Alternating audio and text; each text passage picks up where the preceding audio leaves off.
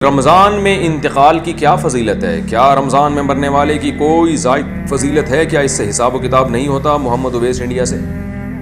بعض روایتوں میں آتا ہے جو جمعے کی رات کو انتقال کرے گا اس کے عذاب قبر نہیں ہوتا، بعض میں آتا ہے جو رمضان میں انتقال کرے گا اس سے عذاب قبر نہیں ہوتا، پھر بعض میں آتا ہے کہ قیامت تک کے لیے ہٹا لیا جاتا ہے، بعض سے پتہ چلتا ہے صرف رمضان میں ہٹایا جاتا ہے۔ لیکن اس بارے میں جتنی روایتیں سب ضعیف ہیں اور بہت زیادہ ضعیف ہیں، تھوڑی بہت ضعیف بھی نہیں ہے۔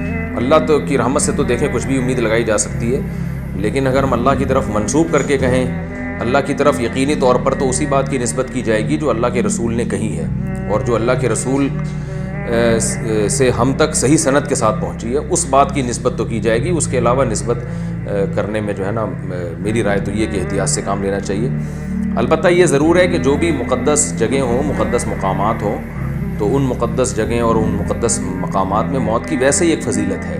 جمعے کا دن اور جمعے کی رات بھی مقدس، اور رمضان بھی مقدس ہے، اور روزے کی حالت میں موت پر صحیح حدیث ہے کہ روزے کی حالت میں جس کی موت واقع ہوگی جنت میں داخل ہوگا۔ اس پر مسند احمد کی صحیح روایت موجود ہے۔ تو اور رمضان میں اگر کوئی کسی کی موت واقع ہوتی ہے تو ہم اللہ کی رحمت سے امید کر سکتے ہیں کہ اس پر رحمت زیادہ ہوگی، جیسے مدینہ میں موت ہے، مکہ میں موت ہے، یا جنت البقیع میں دفن ہونا، یہ سب فضیلت والی چیزیں تو اللہ کی رحمت سے امید کی جا سکتی ہے۔ لیکن یاد رکھیں تمام احادیث کو اور قرآن کی آیات کو جمع کر کے فیصلہ کیا جاتا ہے۔ اگر ہم قرآن کی بہت ساری آیتوں کو اور احادیث کو سامنے رکھتے ہیں تو اصل بخشش کا مدار عمل پر ہے۔ کسی خاص ٹائم پہ مرنا یا کسی خاص حالت میں مرنا اس پر اصل مدار نہیں ہے۔ اس کی وجہ سے اللہ کی رحمت آ سکتی ہے، صغیرہ گناہ معاف ہو سکتے ہیں۔ کبیرہ گناہوں کے لیے قرآن میں اور احادیث میں جگہ جگہ یہی مضمون ہے کہ ان کے لیے توبہ ضروری ہے۔ یہ اس لیے کہہ رہا ہوں کہ بعض دفعہ لوگ کوئی بہت بڑا کھلے عام گناہ گار ہوتا ہے، کھلے عام بدماشی کر رہا ہوتا ہے، ظلم کر رہا ہوتا ہے، رمضان میں مر جاتا ہے تو ہم اس کو جنت میں پہنچا دیتے ہیں۔ اس سے کیا ہوتا ہے؟ لوگوں میں بدعملی پیدا ہوتی ہے، اور قرآن کی ان آیتوں کا انکار لازم آتا ہے جس میں اللہ نے فرمایا کہ وَذَرُوا ظَاهِرَ الْإِثْمِ وَبَاطِنَهُ، ظاہری گناہ بھی چھوڑو، چھپے ہوئے گناہ بھی چھوڑو۔ إِنَّ الَّذِينَ يَكْسِبُونَ الْإِثْمَ، جو لوگ گناہ کماتے ہیں، سَيُجْزَوْنَ عَنْ قَرِيب، ان کو بدلہ دیا جائے گا۔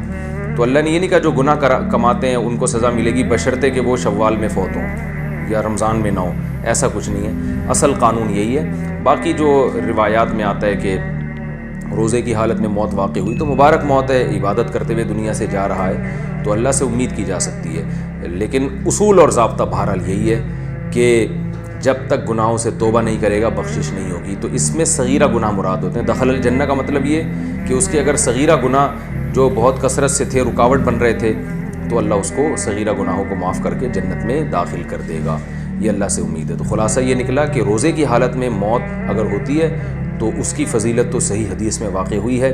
خاص رمضان میں موت واقع ہونا یا جمعے کی رات کو موت واقع ہونا، اس کی فضیلت کسی صحیح حدیث میں نہیں ہے، نہ لیلۃ القدر میں موت کی فضیلت کسی صحیح حدیث میں ہے۔ لیکن یہ ویسے شریعت میں ایک بات ثابت ہے کہ فضیلت والے دن یا فضیلت والی رات میں انتقال میں اللہ کی رحمت کی امید کی جا سکتی ہے۔ البتہ بعض علماء دوسری طرف بھی گئے ہیں، تو اختلافی مسئلہ ہے۔ جس عالم کی رائے زیادہ سمجھ میں آتی ہے اس کو فالو کر لینا چاہیے۔